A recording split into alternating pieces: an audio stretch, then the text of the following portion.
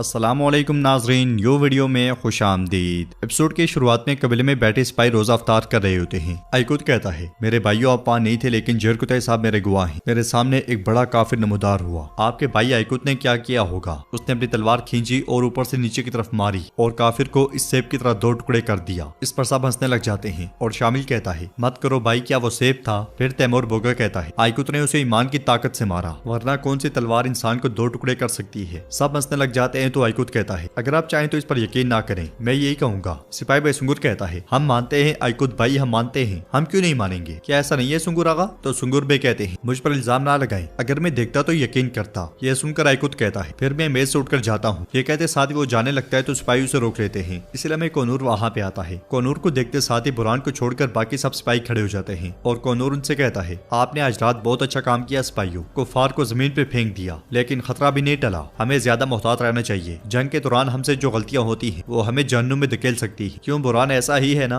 तो बुरहान कहता है, आपका इशारा मेरी तरफ है कोनूर पे, लेकिन मैं अपने हिस्से का काम पूरी ईमानदारी से कर रहा हूँ, आप फिक्र ना करें। जवाबन कोनूर कहता है, आप ठीक कह रहे हैं, लेकिन कल उस्मान साहब आपकी वजह से जान से हाथ धोने वाले थे। यह सुनकर बुरहान को बहुत गुस्सा आता है। नाज़रीन, इसके बाद हम देखते हैं सोगौत की दरगाह में हुलफेरा यूनुस एमरी के साथ बैठी होती है और उनसे कहती है, मैंने जब से आपसे बात की है मैं बहुत हैरान हूँ और मुतजस्सिस हूँ और मैं सोचती रहती हूँ, आप यीशु मसीह को रसूल मानते हैं लेकिन दीन इस्लाम को कबूल करते हैं, यानी आप इस्लाम की नबूवत को मानते हैं। दरवेश अफंदी, मुझे बताएं ये कैसे हो सकता है? तो यूनुस एमरे कहते हैं, सिर्फ वो नहीं, हमारे आका आदम के जमाने से लेकर अब तक अल्लाह ने दर्जनों अंबिया इकराम और रसूल भेजे हैं। हम अपने ईमान की बुनियाद पर उन सब पर यकीन रखते हैं, लेकिन हमारा ये ईमान है कि हमारे आका मोहम्मद सल्लल्लाहु अलैहि वसल्लम खातिमुन नबिय्यीन है। यह सुनकर हुलफेरा कहती है, ठीक है मोहम्मद, मेरा मतलब है कि आपके नबी सल्लल्लाहु अलैहि वसल्लम को भी क्या ईसा मसीह की तरह मुश्किलात का सामना करना पड़ा? उनकी खुसूसियात क्या हैं? तो यूनुस एमरे कहते हैं, नबूवत के रास्ते पर आपकी पैदाइश से पहले ही मुश्किलात शुरू हो गई और बहुत सी आजमाइशें भी शुरू हो गई। आप पूछेंगी कि ये कैसे हुआ और मैं यकीनन आपको बताऊंगा। उनके लकब में से एक लकब मेहमद अलमीन था, यहाँ तक कि उन पर वही नबूवत आने से पहले। आपको पता है क्यों? क्योंकि वो अमानत में खयानत नहीं करते, उन्होंने कभी झूठ नहीं बोला और वो आदिल थे। क्या आपने काबे के बारे में सुना है? तो हुलफेरा कहती है, यह आपकी ज़ियारत गाह है ना? तो यूनुस एमरे कहते हैं, मक्का के 2 कदीम तरीन कबाइल, उन्होंने हिजरे अस्वद को खाना काबा में उसकी जगह से उठाने के बारे में इख्तिलाफ किया। आपने कहा कि हम मक्का के अमीर हैं, इसलिए पत्थर उठाना हमारा हक है। बाकियों ने वाज़ेह तौर पर एतराज किया। इस फर्क ने उन्हें तकरीबन बड़ी कशमकश और जंग की तरफ मुतवज्जो किया। इसी असना में हमारे आका मोहम्मद सल्लल्लाहु अलैहि वसल्लम तशरीफ लाए और कहा कि हम मोहम्मद से पूछेंगे कि वो हमारे दरमियान फैसला करें, हमें बताएं कि हिजरे अस्वद कौन उठाएगा, क्योंकि वो आदिल हैं। चुनांचे रसूलुल्लाह सल्लल्लाहु अलैहि वसल्लम ने उसे कबूल फरमाया, अपनी मुबारक चादर उतारी, उसे जमीन पे रखा और हिजरे अस्वद उसमें डाल दिया। आपने हर कबीले के सरबराह को कपड़े का एक सिरा पकड़ा दिया। इस तरह कबाइल के दरमियान झगड़ा खत्म हो गया। यह सुनकर हुलफेरा कहती है, ये कितना खूबसूरत है। तो यूनुस एमरे कहते हैं, मैंने आपको समुद्र में एक कतरे के बारे में बताया है। कहने को बहुत कुछ है, लेकिन अल्फाज काफी नहीं है। नाजरीन, इसके बाद हम देखते हैं काई कबीले के सरदारी खेमे के सामने और हान बैठा चांद को देख रहा होता है। खेमे से बाहर आने वाले उस्मान साहब उसे देखते साथ ही उसके पास आते हैं और उसके पास बैठकर उसे प्यार करते हुए कहते हैं, शहजादे और हान, तुम गुस्सा थूक रहे हो और जाहिर कर रहे हो कि तुम ठीक हो, लेकिन तुम्हारा बाप सब कुछ जानता है। मैं सब जानता हूँ मेरे बेटे, तुमने हमारे मकसद के लिए अपनी मोहब्बत को छोड़ दिया। तो हान कहता है, मैंने वही किया जो मेरी जिम्मेदारी थी। जब सब कुछ ज़ाहिर हो जाएगा तो हुलफेरा कुस्तुनतुनिया के लिए रवाना हो जाएगी और मैं उसे दोबारा कभी नहीं देखूंगा। लेकिन हुजूर, चांद को देखकर ऐसे महसूस होता है जैसे मैं उसे देख रहा हूँ और मैं बिल्कुल उसमें खो जाता हूँ। यह सुनकर उस्मान साहब कुछ देर सोचते हैं और कहते हैं, देखो आप हर उस चीज को हासिल करने जा रहे हो जिसे आप चाहते हो। अगर आपकी किस्मत में है तो आप दोबारा उस मोहब्बत को हासिल करेंगे और हुलफेरा आपके पास वापस आएगी। और हान पूछता है, और अगर ऐसा नहीं हुआ हुजूर, अगर वक्त गुजर गया तो वो शादी कर चुकी होगी और किसी और के साथ रह रही होगी। हुजूर, मैंने इसी वजह से अपनी मोहब्बत को दफन कर दिया है और ये सब खत्म हो गया है। हमारे मुस्तकबिल से बढ़कर कोई चीज अहम नहीं। यह सुनकर उस्मान साहब उसे हौसला देते हैं और कहते हैं, चलो नमाज तरावी का वक्त करीब आ गया है, आओ वजू करते हैं। इसके साथ ही वो दोनों उठकर आगे बढ़ जाते हैं। उधर हम देखते हैं कि मनून खातून खवातीन से कह रही होती है, लाली तो मर गई, अब शाम का सर काटने का वक्त आ गया है। एल्चम कहती है, तो जिसने आयशा को जहर दिया था वो लाली थी। इस पर बाला खातून कहती है, शायद ये सब खेल था, क्योंकि ओलिया ने लाली को इस्तेमाल करने के बाद उसे मार डाला। मनून खातून कहती है, शायद वो दोनों इमरान के साथ काम कर रही थी। यह सुनकर गोंचा कहती है, आपका मतलब है हुलफेरा बगैर किसी कसूर के मर गई? हाँ। एल्चम कहती है, अगर हुलफेरा कसूरवार नहीं थी तो उसने इल्जाम कबूल करके मौत क्यों कबूल की? जवाबन गोंचा कहती है, जाहिर है कि हुलफेरा के लिए चाल चली गई थी, लेकिन आप सबने उस पर इल्जाम लगाया, हालांकि आप जानते थे। मगर आयशा खड़े होकर गुस्से से कहती है, अगर वो बेकसूर होती तो इल्जाम कबूल ना करती। हुलफेरा काफिर थी। गोंचा खातून। बाला खातून कहती है, अगर हुलफेरा हमें सच बता दी तो हम उसकी मदद करते गोंचा, लेकिन उसने अपने जुर्म कबूल किया। मगर गोंचा गुस्से से कहती है, अगर आप उस पर यकीन करते तो वो बोल सकती थी, लेकिन आप सबने उस पर इल्जाम लगाया। आया और उसके लिए कोई रास्ता नहीं छोड़ा। आयशा कहती है क्योंकि वो मुजरिम थी,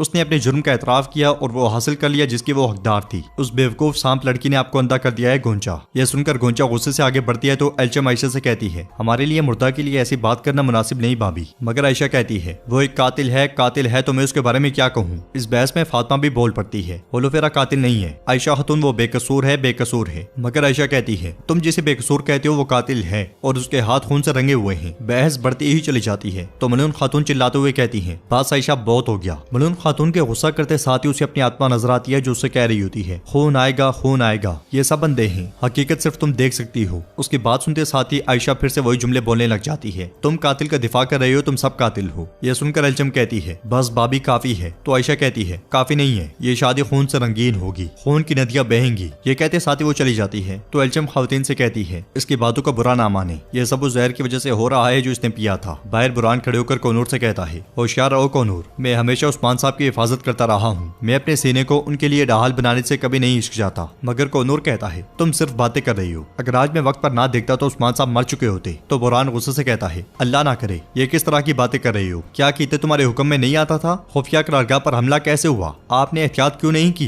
क्या ये सब के सब तुम्हारी गलतियां नहीं थी? यह सुनकर आयकुत कहता है बुरान साहब ये क्या इल्जाम है, हम भी करारगाह में थे और तमाम इकदाम कर चुके थे। जवाब में बुरान के साथ खड़ा सिपाही भाई सुंगर कहता है आयकुत जब असरात बोलते हैं तो हमें बोलने का कोई हक नहीं होता। फिर बुरान कहता है मैंने जो कहना था कह दिया और तुम इसे जैसे चाहो समझ सकते हो। ये कहते साथ ही बुरान जाने लगता है मगर कोनूर कहता है बुरान आपने कहा कि जब इमरान तैगन के सिपाहियों ने हमला किया तो हम कहाँ थे? क्या हम आप जैसे बेवकूफों की तरह घूम रहे थे? हरगिज नहीं, हम भी अपने फर्ज पर थे। इसके साथ ही वो दोनों गुत्थम गुत्ता होने लगते हैं तो जेर कुतई उनके दरमियान में आ जाता है और कहता है अरे क्या कर रहे हो, मत करो, हमारी लड़ाई काफरों से है ना कि अपने भाइयों से। सब जानते हैं कि बुरान उस्मान साहब की जिंदगी को अपनी जान से ज्यादा अहम समझता है और कोनूर सब अपनी तंजीम और सिपाहियों से मोहब्बत के लिए जाने जाते हैं। फिर ये सब क्यों है? मेरे भाइयों मत करो क्योंकि ये हमारे लिए नामुनासिब है। मगर इसके बावजूद वो दोनों चुप नहीं होते और छोटी सी बात पर वो दोनों गुत्थम गुत्ता हो जाते हैं। बुरान के पहले हाथ उठाने की वजह से लड़ाई एकदम से बढ़ जाती है। सिपाहियों ने पीछे करने की भरपूर कोशिश कर रहे होते हैं मगर वो दोनों खंजर से एक दूसरे पर हमला कर देते हैं। यह मंजर देखकर उन दोनों को छुड़वाने वाले और उनके हामी सिपाही भी आपस में गुत्थम गुत्ता हो जाते हैं। लड़ाई बढ़ते ही चली जाती है मगर जेर कुतई उन सबको रोकने की कोशिश कर रहा होता है। इसलिए में उस्मान साहब वहां पहुंचते हैं और यह मंजर देखकर उन्हें बहुत गुस्सा आता है। वो आगे बढ़ते हुए कहते हैं यहाँ क्या हो रहा है? बुरान कोनूर ये क्या है? फिर बुरान से खंजर लेते हुए कहते हैं क्या आप एक दूसरे का खून बहाएंगे? जवाब